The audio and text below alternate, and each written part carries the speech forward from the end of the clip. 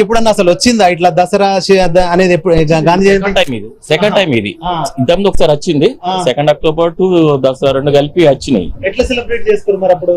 ఇది ప్రాబ్లం అయిపోయింది, ఎందుకంటే 2 ఒకటేసారి వచ్చింది కాబట్టి, నేషనల్ హాలిడే వచ్చింది కాబట్టి అప్పుడు ఏం చేయలేము, మాంసారాలు అన్ని బంద్ చేసేసి.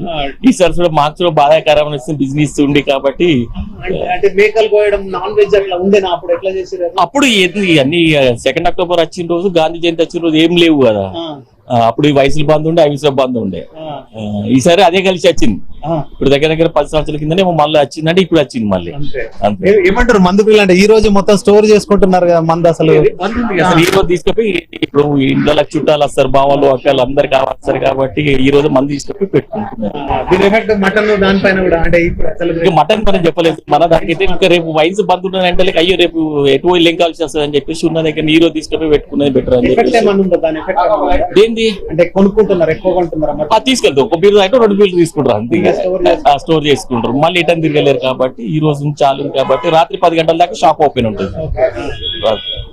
ఇది పరిస్థితి. నిజామాబాద్ జిల్లా వ్యాప్తంగా కూడా ఇదే పరిస్థితి ఉంది. అందరు కూడా ఈ రోజే మద్యాన్ని స్టోర్ చేసుకుంటున్న పరిస్థితి ఉంది. ఎందుకంటే మళ్ళీ రేపు హాలిడే ఉంది కాబట్టి పండగ వాతావరణం. ఖచ్చితంగా మందు, మద్యము అండ్ మాంసాహారం ఉంటేనే పండగ అనేది ఉంటుంది కాబట్టి ఈ పెద్ద పండగను పోగొట్టుకోవడం ఎందుకనే ఆలోచన కూడా కొందరిలో ఉంది. దానిలో భాగంగానే ఇక్కడ అందరూ వచ్చి మద్యాన్ని కొనుగోలు చేసుకొని ఇప్పుడు వెళ్తున్న పరిస్థితి ఉంది. ఏదేమైనప్పటికీ ఇట్లా గాంధీ జయంతి ఇది రావడం మాత్రం ఇది 2వసారి అని చెప్పి చెప్తున్నారు. ఈ అన్ని వైన్ షాప్ లో కూడా ఈ రోజు సేల్స్ కూడా చాలా పెరిగాయని చెప్పి షాప్ యజమానులు అయితే తెలియజేస్తున్నారు.